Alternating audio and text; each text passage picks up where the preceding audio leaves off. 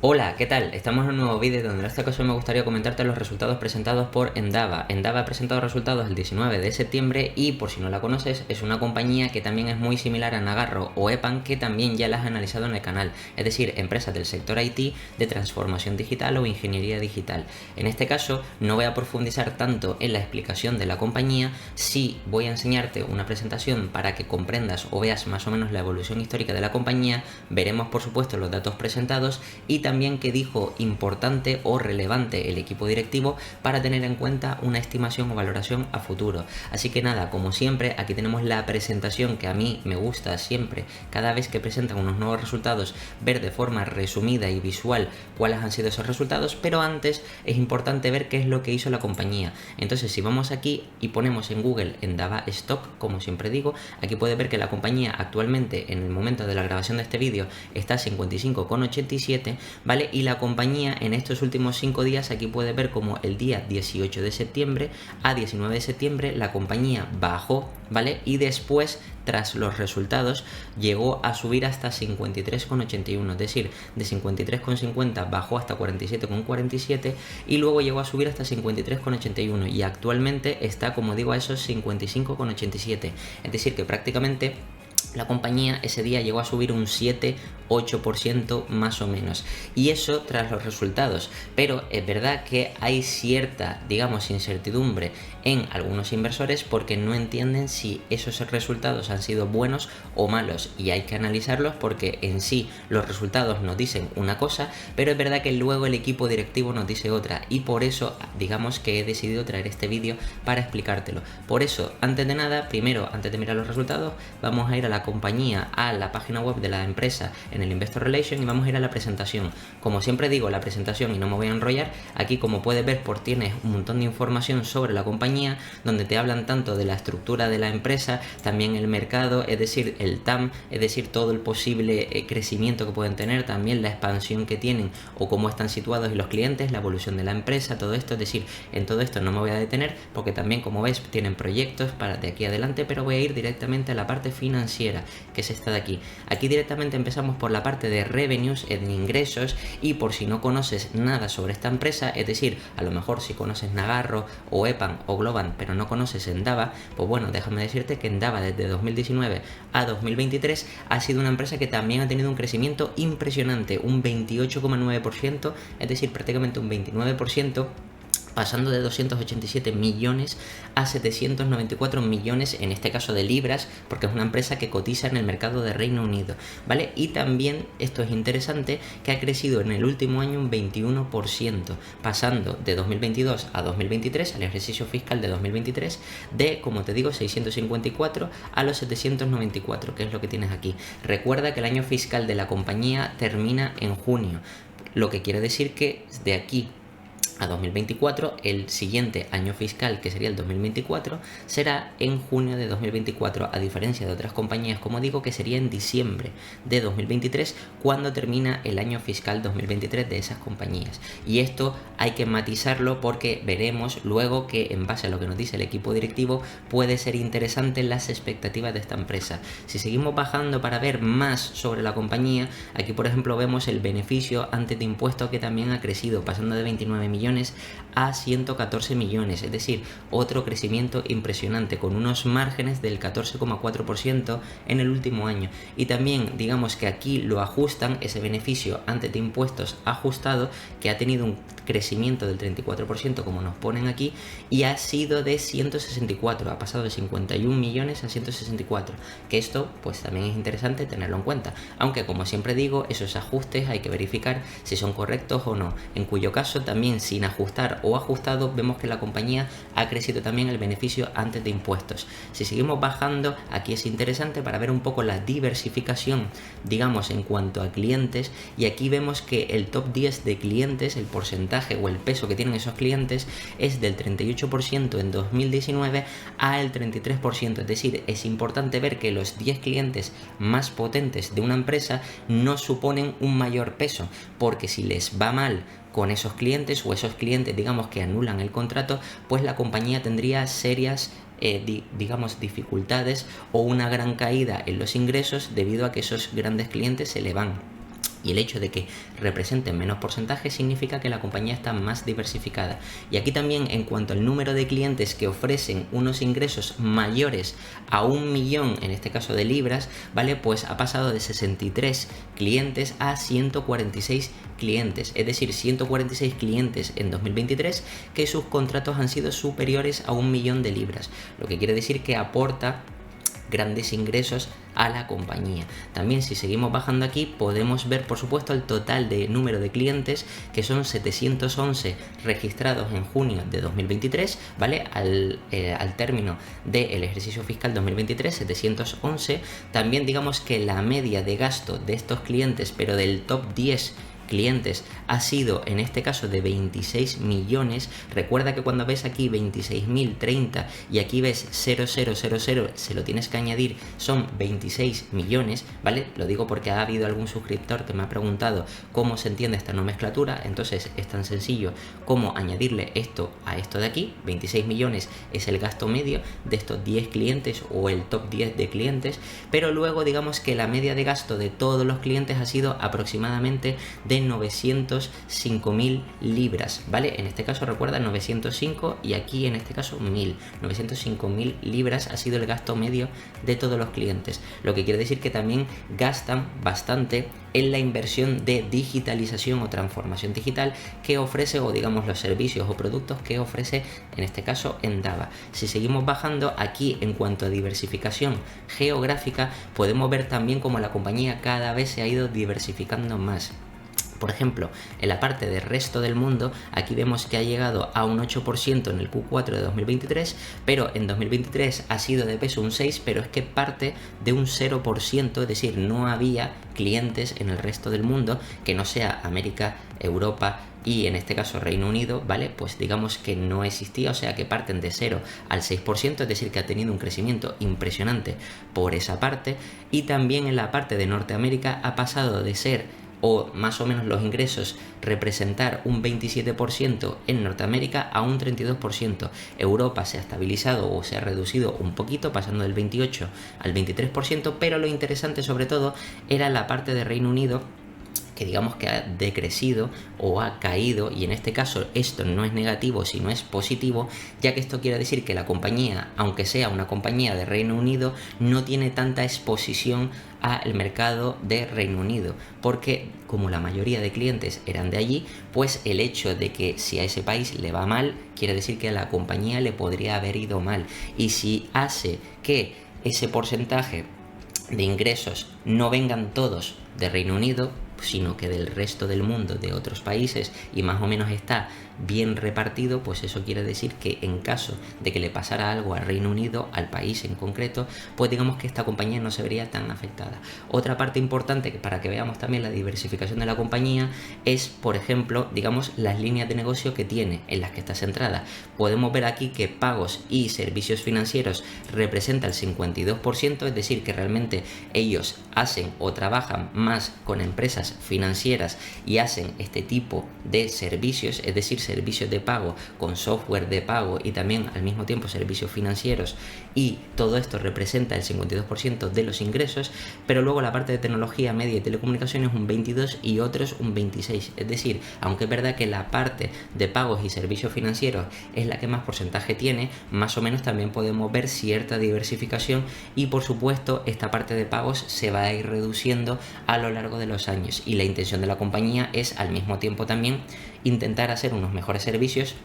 para que con menos clientes también ir atrayendo más ingresos, pero también por la otra parte, la parte de tecnología, media y telecomunicaciones, etcétera. Si seguimos bajando, aquí esto es interesante porque en cuanto al capital expenditure, es decir, en las inversiones o el gasto de inversiones, el gasto en capital de la empresa para invertir en el propio negocio, ha pasado, y esto puede parecer a priori que es una salvajada, ha pasado de 2019 a 2023 de 6 millones a 13 millones, es decir, más del doble de CAPEX que se han gastado. Pero lo interesante no es eso, sino cuánto representa porcentualmente sobre las, o en este caso pone las ventas o los ingresos. Si te fijas, incluso aunque se haya doblado el CAPEX, realmente como los ingresos también han crecido mucho más, eso quiere decir que realmente en 2019 representaba un 2% el CAPEX sobre las ventas y ahora representa un 1,7, lo que quiere decir que realmente estamos ante una compañía que podríamos considerar asset light o de capital ligero, es decir, que no necesita reinvertir en su negocio para que le vaya bien, es decir, que no necesita hacer o gastar mucho en CAPEX,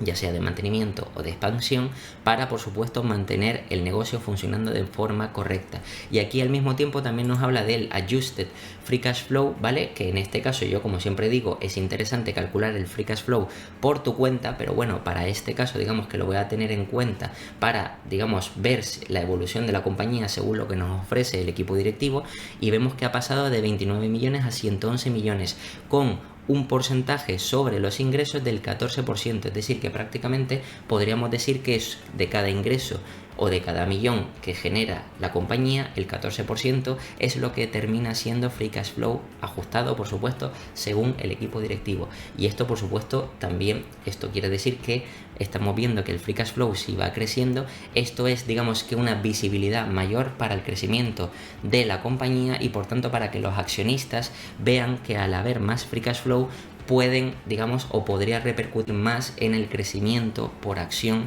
de los EPS o del Free Cash Flow por acción, y por tanto también al mismo tiempo en el futuro repartir dividendos, recomprar acciones, etcétera, etcétera. Cuanto más Free Cash Flow hay, más cosas se pueden hacer para el accionista. Recuerda que si no hay Free Cash Flow suficiente o es una compañía que no genera Free Cash Flow, quiere decir que va a tener más dificultades, y como veremos luego, encima otro plus que tiene esta compañía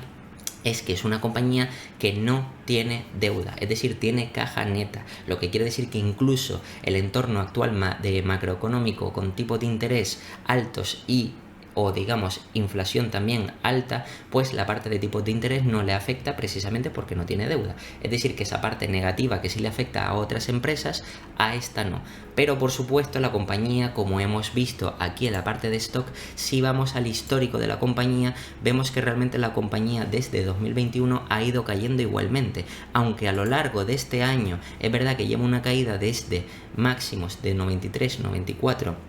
a, como te dije, los 55, que es una caída importante. Si nos vamos más atrás, como te digo, realmente desde 2021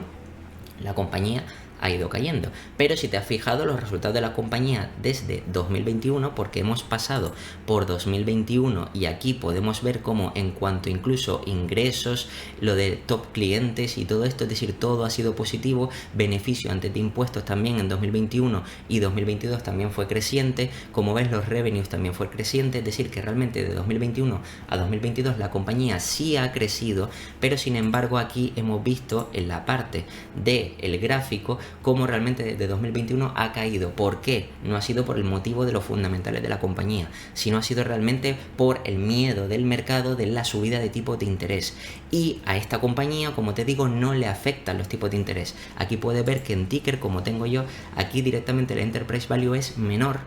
que el market cap. Eso significa que tiene esa diferencia de esos 120 millones en, digamos, caja neta. Eso que básicamente lo veremos después, la caja que tiene la compañía, pero eso quiere decir que no solo no tiene deuda, sino que encima le sobra capital, ¿vale? Le sobra y tiene caja neta, lo que quiere decir que la compañía es todavía más sólida y más resiliente en caso de algún posible incertidumbre de aquí a los próximos trimestres. Y por supuesto aquí también tienes un resumen de los resultados de la compañía, ¿vale? Donde nos hablan de, por ejemplo, el crecimiento en moneda constante, aquí que ha sido del 16% en el último año, y el crecimiento de la compañía realmente ha sido del 21%, y una serie de cosas, pero en este caso voy a irme ahora mismo a ticker, donde te lo ponen de una forma más sencilla y veremos esos resultados. Luego, como comento, también veremos lo que dijo el equipo directivo, no todo, porque siempre recomiendo que te lo leas por tu cuenta, pero en este caso aquí vamos a ir a la parte, como digo, de ticker, financial, y vamos a ver los resultados presentados. Recuerda, como te digo, que termina el año fiscal en junio, y aquí, como ves, pues el crecimiento en revenues ha sido del 21%. También, por supuesto, en cuanto al beneficio o los ingresos brutos, los márgenes han sido del 33,9% y el crecimiento ha sido del 23%. También en cuanto al EBIT, ha pasado de 95 millones del año fiscal anterior a este a 121 millones, es decir, un crecimiento del 26%. Si buscamos el beneficio neto, que está un poco por aquí más abajo,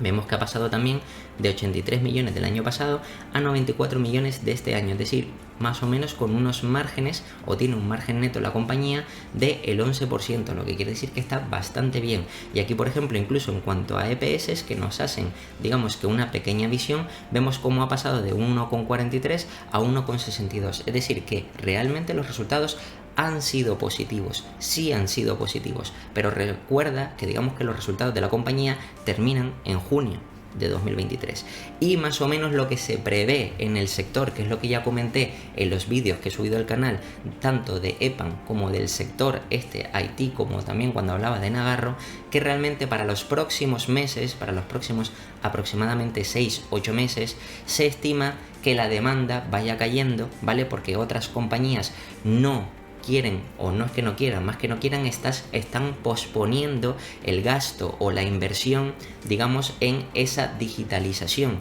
de las compañías, entre otras cosas. Y por eso, precisamente, al posponer ese gasto, las compañías estas de este sector van a tener esos ingresos reducidos o los van a posponer hasta futuros trimestres o futuros ejercicios fiscales. Entonces, de momento la compañía está bien, pero lo interesante es, por ejemplo, como te decía, si vamos a la parte del balance, también vemos que tiene aquí los 164 millones en caja, ¿vale? Luego la compañía, es interesante ver que, por ejemplo, en cuanto al goodwill, también ha crecido porque la compañía, por las adquisiciones que ha ido haciendo, paga más, pero que eso, por supuesto, le da luego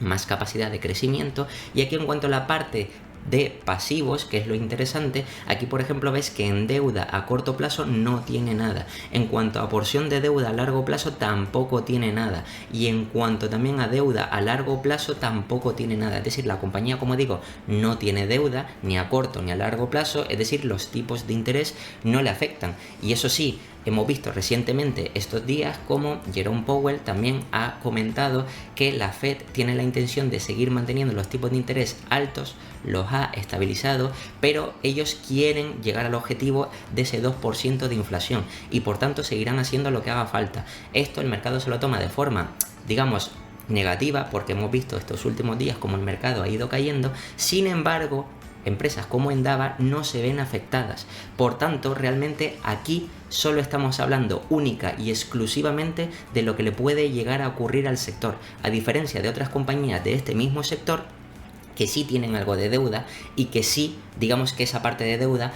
financiarse sería un poquito más cara. Por supuesto, es una deuda pequeña, pero es importante tenerla en cuenta. Luego también, por supuesto, aquí vemos la parte de, en este caso, alquileres, ¿vale? Leases, que les ha incrementado un poquito, pero que son 14 millones, que es más o menos dentro de lo razonable. Y en cuanto al patrimonio neto, aquí, por ejemplo, para este tipo de compañía, yo ya he comentado que lo interesante es conocer el ROIC,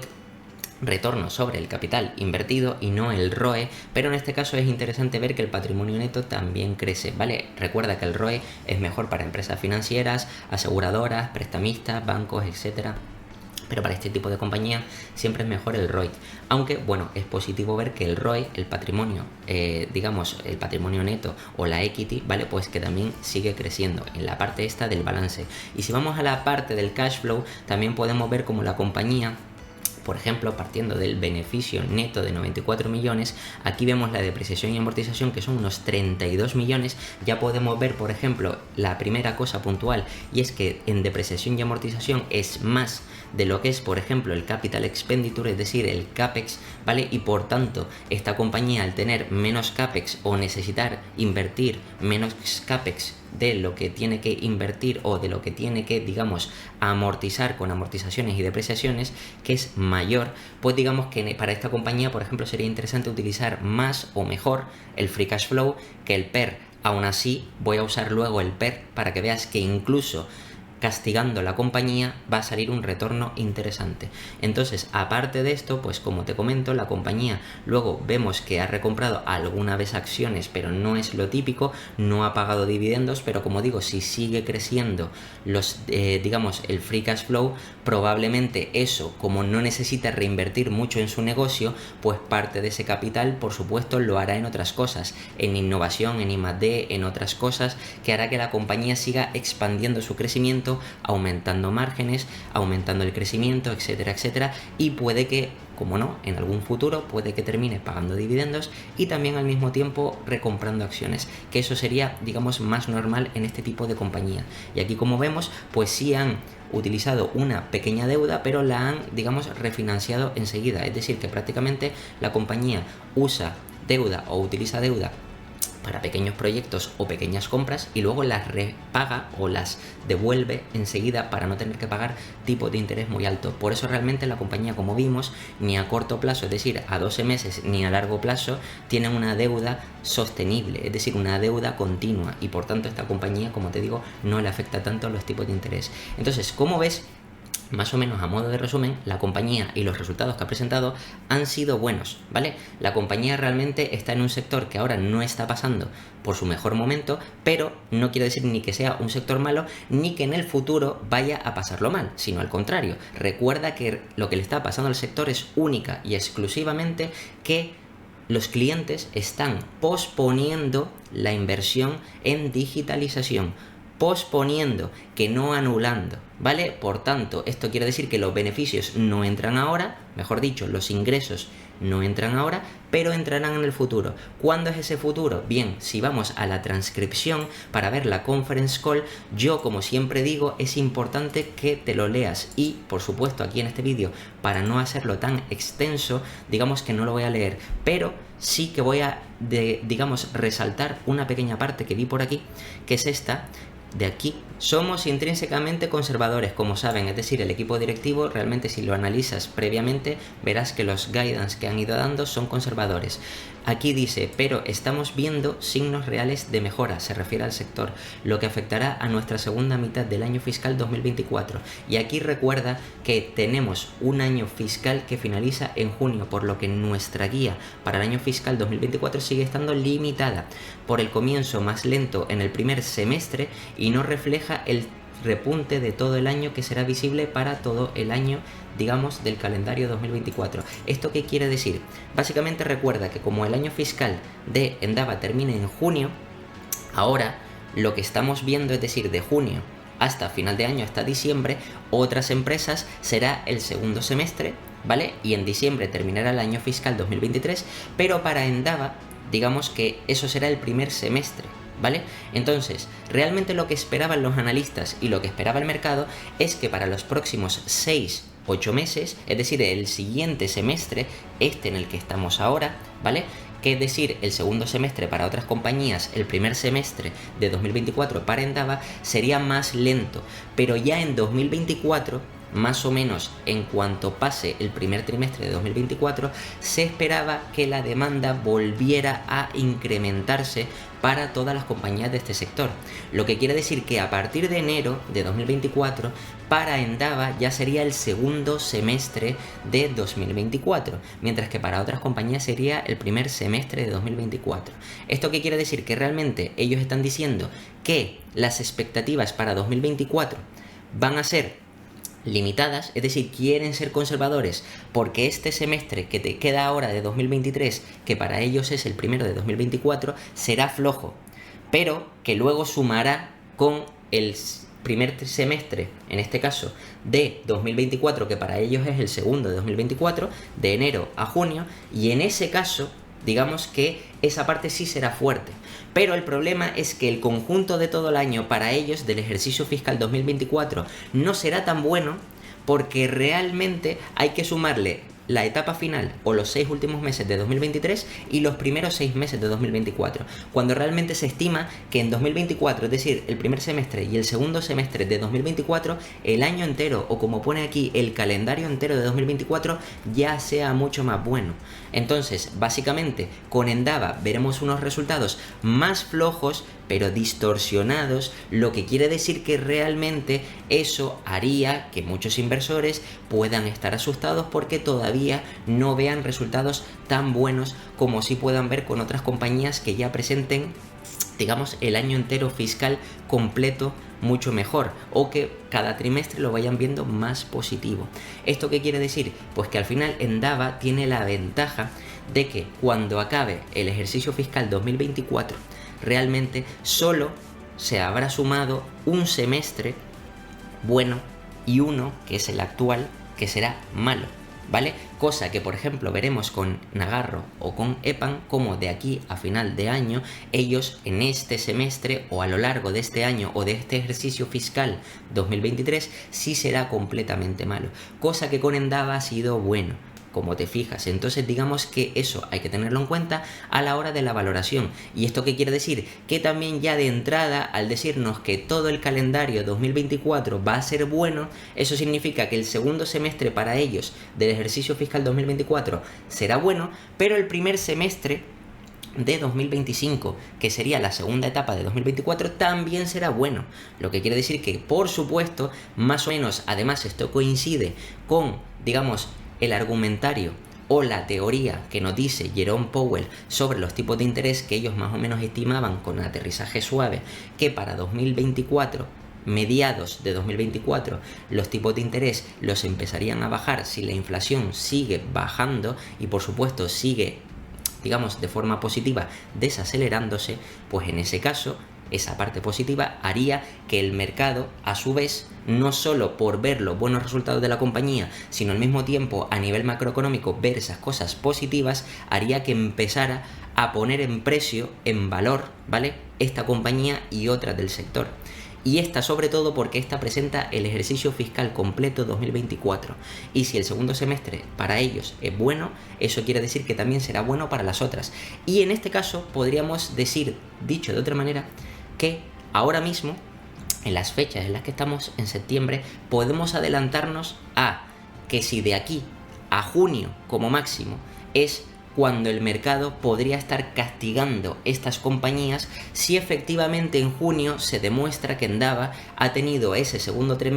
semestre, mejor dicho, positivo, y eso al mismo tiempo acompaña con una bajada de tipo de interés, ¿vale? Y por tanto es interesante ver si el precio que nos está ofreciendo ahora el mercado, no solo de Nagarro, no solo de EPAM, no solo de Globant, sino también de Endava, y por eso he traído esta compañía al canal, pues es interesante para tan solo un año vista y para los próximos años. Para eso, ¿qué es lo que voy a hacer ahora? Pues bueno, me voy a ir a la parte de valoración que está por aquí en Valuation, y vamos a hacerlo por PER. Recuerda, como te comenté, que realmente sería mejor por Free Cash Flow, que aquí, como ves, la compañía actualmente está cotizando a 28 veces, pero por la estimación de los analistas, 28 veces que puede parecer muy caro, o 28 veces en este caso que puede parecer, digamos, caro también, por supuesto, por, digamos, aparte de no estar ajustado por las estimaciones de analistas. Pero si te fijas, en junio de 2023 estaba a 19 veces, ahora ha subido un poquito más y parece que está caro. Y de hecho hay algunos de vosotros que me habéis preguntado, oye, después de esta subida tras los resultados, ¿la compañía sigue estando cara? Porque claro, aquí ves 28, pero no sabes si realmente está cara o está barata o está interesante para los próximos años. Bien, esta compañía realmente, si vemos la valoración media de la compañía, podemos ver que aunque haya subido recientemente, ¿vale?, también porque no solo ha, digamos, hecho unas estimaciones el equipo directivo más bajas para ser conservadores, porque solo van a tener el segundo semestre positivo, ¿vale?, sino al mismo tiempo también, digamos, que la compañía había subido tras la presentación de resultados. Eso ha hecho que la compañía pasara de unas 20 a unas 27, 28 veces. Pero si vemos aquí en la media de este último año, ha sido de 23 veces. En los últimos 3 años de 40 y en los últimos 5 de 39, es decir, 40.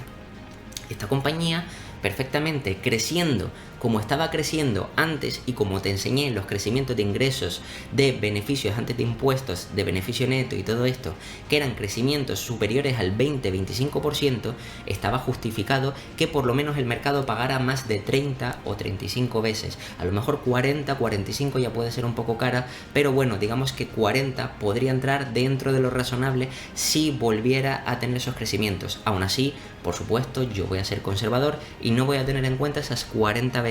sino voy a tener en cuenta 25, es decir, incluso menos del múltiplo de ahora. ¿Eso qué significa? Que obviamente si yo voy a tener en cuenta 25 veces, significa que si comprara la compañía ahora, la estaría comprando sin margen de seguridad,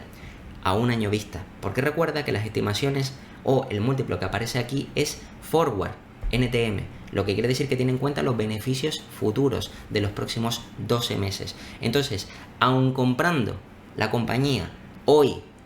a 28 veces, como puedes ver aquí, 28 veces actuales por PER, ¿vale? Que estaría por encima de esas 25 que estimo yo, que si el mercado podría pagar perfectamente, si por supuesto la compañía volviera a crecer y aumentar la demanda, por supuesto aumentando la demanda seguro que veremos múltiplos mayores, pero yo quiero ser más conservador, pues vamos a la parte de estimaciones para ver realmente cuál es el crecimiento que le da los analistas. En este caso, si nos vamos aquí a los EPS normalizados, vemos que en 2023 presentaron 2,28 de EPS normalizados. Para el año que viene, como han sido conservadores y por eso el múltiplo está caro, que es lo que te estoy comentando, estamos pagando 28 veces para que presente 1,60, ¿vale? Pero después sería a 2,40, es decir, a 2025, que recuerda que, como ya te comenté antes, como el ejercicio fiscal acaba en 2024, tendríamos la garantía de que tanto 2024, segundo semestre de 2024 de ellos, y primer semestre de 2025, que sería el segundo semestre de 2024,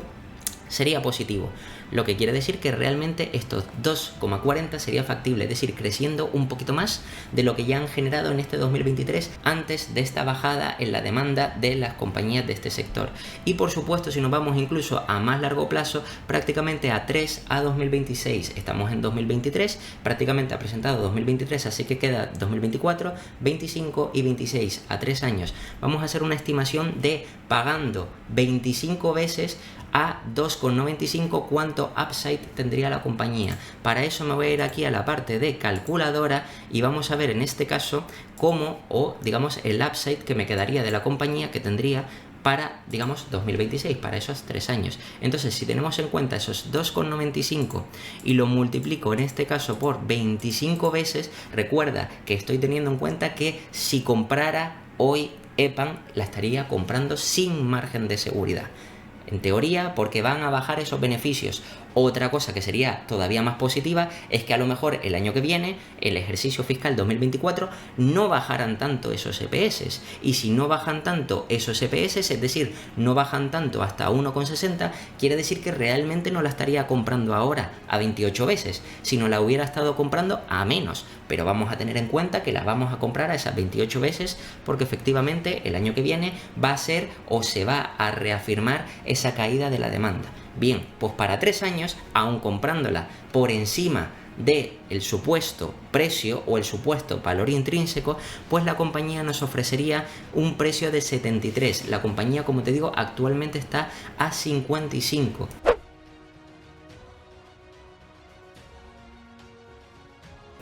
¿Eso qué quiere decir? Que la compañía a 3 años, ¿vale? A 2000, en este caso 26, al ejercicio fiscal 2026, nos ofrece un upside interesante. Y ahora dirás tú, oye, pero es que el caso es que esta compañía realmente a 25, que estoy siendo muy conservador,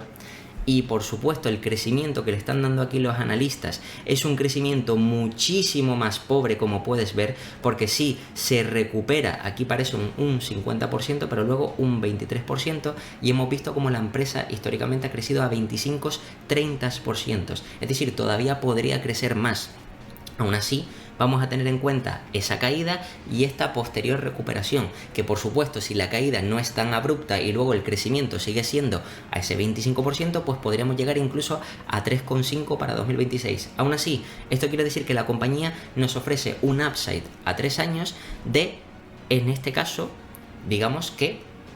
aproximadamente pues un 50%, ¿vale? Es decir, 25 puntos más, un 40-50% a 3 años. Y claro, eso, si lo prolongamos a 5 años, es decir, a partir de 2,73, vamos a ver los siguientes 2 años cuánto crecería la compañía. Para eso me voy a ir a MoneyChimp. Ahora, si vamos a MoneyChimp y damos por bueno estos 2,95 de partida, en este caso vamos a redondear a 3, ¿vale? Y vamos a ver que a partir de ahí los siguientes 2 años, que es lo que va a conseguir la compañía, creciendo a 23%, en este caso lo mismo que estimaban más o menos los analistas, entre el 20 y el 25%, eso quiere decir que llegaría a unos EPS de 4,54. 4,54, por supuesto, si vamos a la calculadora y tenemos en cuenta esos 4,54 y lo multiplicamos por 25 veces, significaría que la compañía llegaría a 113,5. Es decir, aquí estamos viendo ya prácticamente como la compañía a 5 años, es decir, hemos visto cómo los analistas nos dan información a 3 años,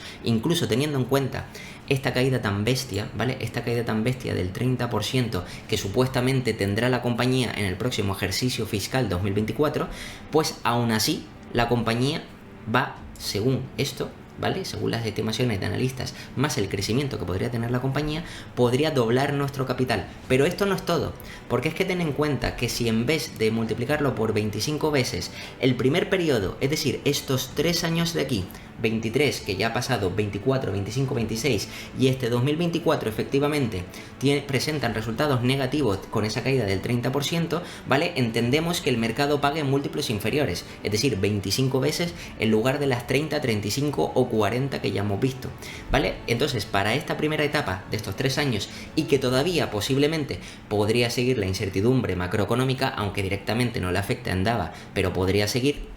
podríamos entender que en esta primera etapa se paguen 25 veces. Bien, y por eso llegamos a esos 75 de precio que te enseñé antes. Ahora bien, si vamos a hacerlo a 2000, en este caso 26, 27, 28, 5 años, eso quiere decir que nos ofrecería 113 de precio de,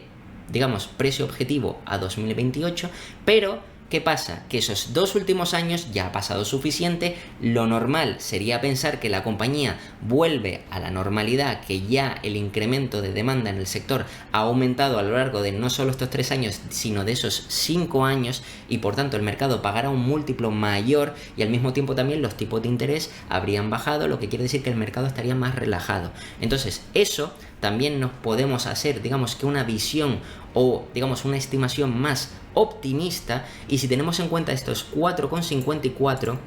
en este caso y lo multiplicamos no por 35 ni por 40, sino solo por 30 veces, es decir, un poquito más, ¿vale? Pues la compañía ya llegaría a tener un 30% de upside superior, es decir, en vez de un 100%, un 130 o un 136% adicional. Es decir, que prácticamente solo por ese re-rate de múltiplo ya tendríamos un 30 adicional. Pero es que si fuéramos a 35 veces, sería ya más de un 50% adicional a ese 100%. Lo que quiere decir que, dicho de otra manera, esta compañía, aun teniendo en cuenta el desastre o el posible desastre que le podría pasar en 2024, que recuerda que termina en junio de 2024, no es todo 2024 entero, y como evidentemente tiene una parte, digamos, del segundo semestre de 2023, que para ellos es el primero de 2024, por eso le afecta negativamente. Aún así, teniendo en cuenta eso, la compañía estamos hablando de que es el doble o más del doble de lo que te puede generar a 5 años. Entonces, en este caso, yo creo que estamos hablando de una más que buena idea de inversión para tener en cuenta y tenerla en el radar, ya que no solo para pocos años podría ofrecernos una rentabilidad garantizada, incluso pasándolo mal, sino es que además a largo plazo el upside es enorme y por tanto eso nos podría ofrecer una buena rentabilidad. Y nada, esto es todo sobre la presentación y actualización de resultados de Endava, y como siempre te voy a dejar aquí 2 vídeos para que sigas aprendiendo. Te puedes suscribir y dejarme un comentario, y nada, nos vemos en el próximo.